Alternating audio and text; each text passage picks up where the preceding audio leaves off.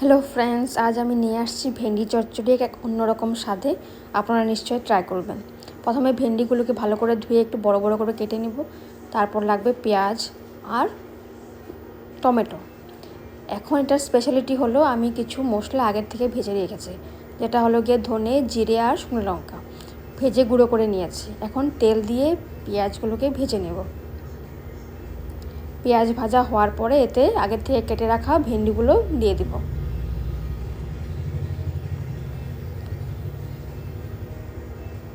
ভেন্ডি দিয়ে দিয়েছি। এখন দিয়ে দিব নুন পরিমাণ মতো আর হলুদ। এতে বেশ কিছু দরকার হয় না।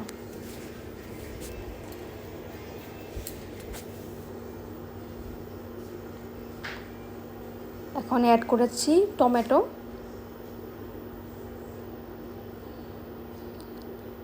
এখন দিয়ে দিলাম আগের থেকে ভেজে রাখা মশলাগুলো।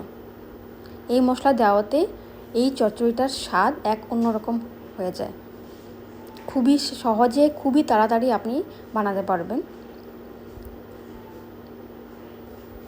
এখন অল্প জল দিয়ে তারপর অল্প শুকনো লঙ্কা গুঁড়ো দিয়ে দিলাম। দিয়ে কিছুক্ষণ নাড়াচাড়া করে ঢেকে দেব। ঢেকে দেওয়ার পরই হয়ে গেল ভেন্ডি চচ্চড়ি। আর ভেন্ডি খুব সহজেই সিদ্ধ হয়ে যায়, বানাতে বেশি সময় লাগে না। আপনারা নিশ্চয়ই বাড়িতে খাবেন আর আমাকে জানাবেন কেমন হয়েছে।